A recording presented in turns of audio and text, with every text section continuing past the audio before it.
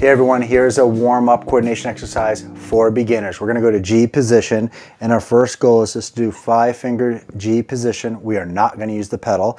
We're going to go up nice and slow, and this should be fairly easy. If it's not, then definitely do one hand at a time. As you're playing, really listen to your sound. You can sing along if you want. Try to make sure that the left and the right hand is the same volume. The next thing you're going to try to do is think about your hand position. If you are feeling comfortable, you can have your hand here and then this way, so you're in a round position and you're not just pressing, but you are using the tips of your finger.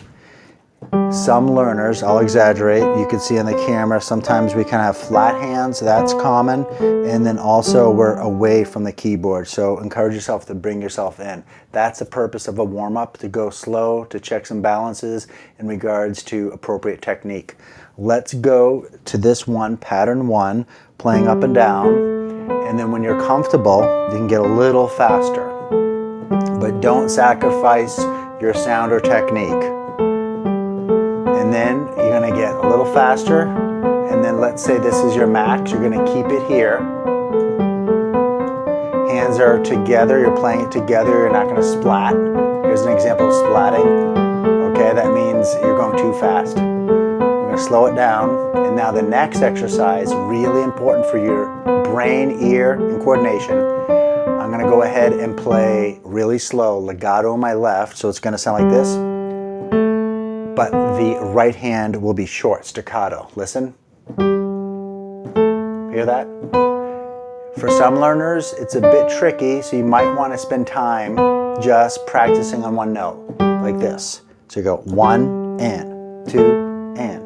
Especially if you've been playing for a while, but you haven't worked on this kind of articulation, which is really important for piano playing, because this is how we shape phrases. And then you're going to do the same thing. This is pattern 3, where now it's legato in the right hand, and then staccato in the left. So it looks like this and sounds like this.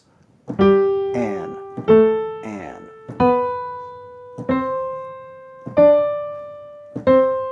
And if you've never done this before, go this slow. And you can take it at a time first if you need to, just to listen to what you're doing.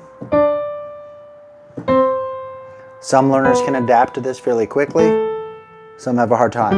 All right, work on that for a few days.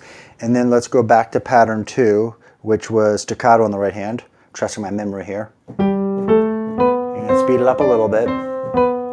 One more sequence. And then we're going to go to, you're going to switch it right away. One more time. Right hand's going to go back to staccato.